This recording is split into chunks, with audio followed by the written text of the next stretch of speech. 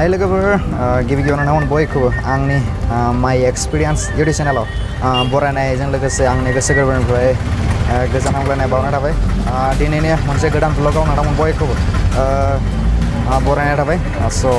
दिनै आङो मोनसे जायगायाव थांगासिनो दं आसा खालामदों नोंथांमोन बयबो इन्जय खालामफागोन आंजों लोगोसे आरो लोगो दंफायो स'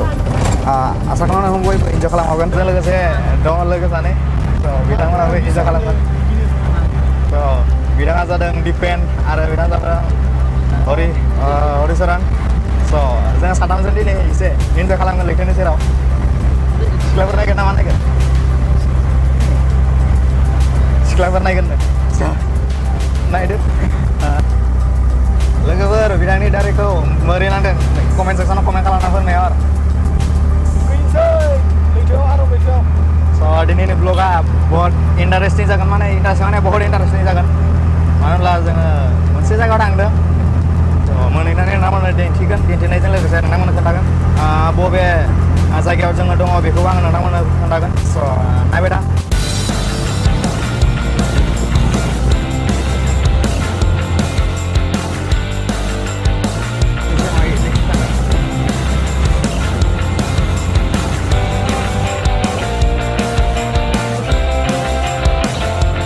हाय लोगोफोर नोंथांमोननो आङो बुंदोंमोन आङो मोनफैनानै आङो नोंथांमोननो फोरमायगोन जे आङो दायो बबाव थांगासिनो दं स' आङो दायो मोनसे लैथोनि रुगुङाव दङ लैथोनि रुगुङाव आङो दायो मोनफैबाय स' आंनि लोगोफोरा बहुत एक्साइटेड जादों मानो होनब्ला लैथोनि रुगुङाव फैनानै बिराद गोजोननाय दं लैथोनि सेराव आङो बोरै फोरमायगोन आङो फोरमायस' हायाखै स' नोंथांमोना गावनो नायनानै ला बोरैहाय एक्साइटेड लैथोनि रुगुङाव स' आंनि लोगोफोराथ' बहुत एक्साइटेड लैथोनि रुगुङाव फैनानै दिपेन रेडि भाई मादि नांदो बहुत इन्जय बहुत एक्साइटेड बिथांमोना लैथोनि रुगुङाव फैनानै मानो होनबा बहुत गोजोननाय मोनो सुदेम बार बालाबारि बिदिनो बहुत एक्साइटेड गोबां सुबुङा बेयाव दावबायनो फैयो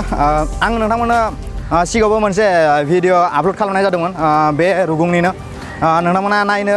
बैखौबो नायनो गोसोब्ला आङो लिंकखौ डिसक्रिपसनाव होगोन स' नोंथांमोना नायनो हागोन दायो जोङो दङ कर्नाटका स्टेटनि मोनसे उडुपि होननाय डिस्ट्रिक्ट बे उडुपि होननाय डिस्ट्रिक्टनि मोनसे लैथोनि रुगुं बे लैथोनि रुगुङानो जाहैबाय मालपे होननाय बे मालपे होननाय लैथोनि रुगुङाव जोङो दायो दं जोङो दायो दुगैनो नागिरदों स' जोङो एसे दुगैनानै इन्जय लागोन बेजों लोगोसे आंनि लोगोआथ' दुगैबाय नैबे नायनो स' जोबोद गोजोननाय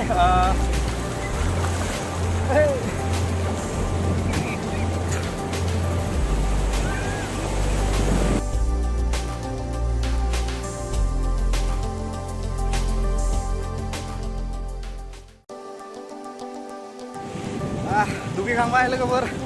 दायो जों एसे दुगैबा माने लैथोआव दुगैखांबाय दायो मोजां दैजों दुगैगोन स' तेजपुरनि दायो जोङो एसे जाना लाग्रोनोसै मानो होनब्ला उखैबाय नाजों जानो ना बेदरजों जानो नायनोसै दायो जाखांनानै नोंथांमोननो दिन्थिनोसै आरोबाव बे गुबुन नुथाय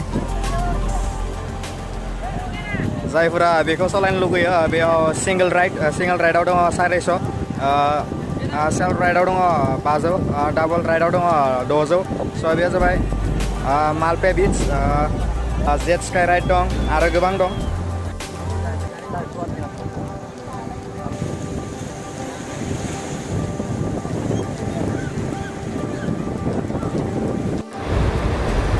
बेयो जाबाय पेरासुटजों लैथोनि दावबायनाय बे पेरासुटखौ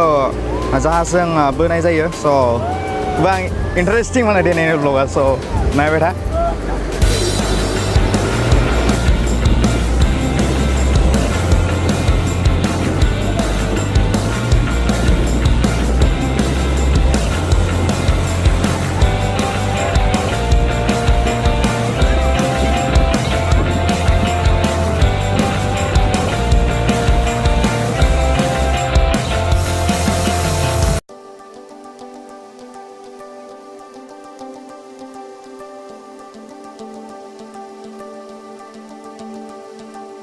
लैथोनि रुगुङाव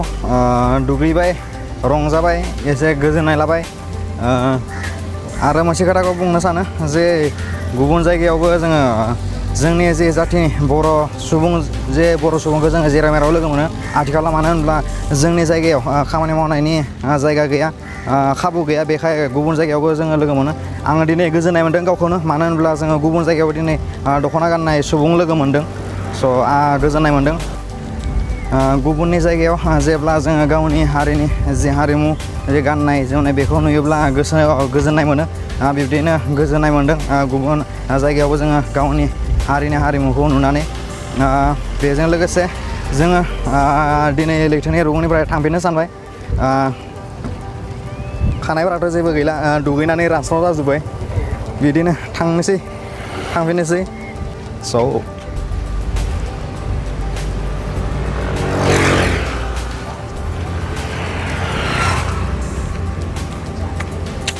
गैला खानाया रानजोब्बाय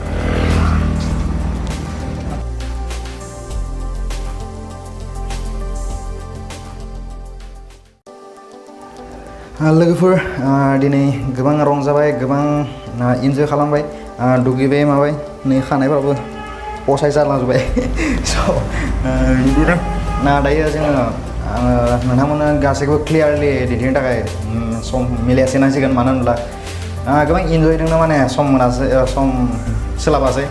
बिदिनो एसेखौ खिथिबाय एसेखौ माबायासै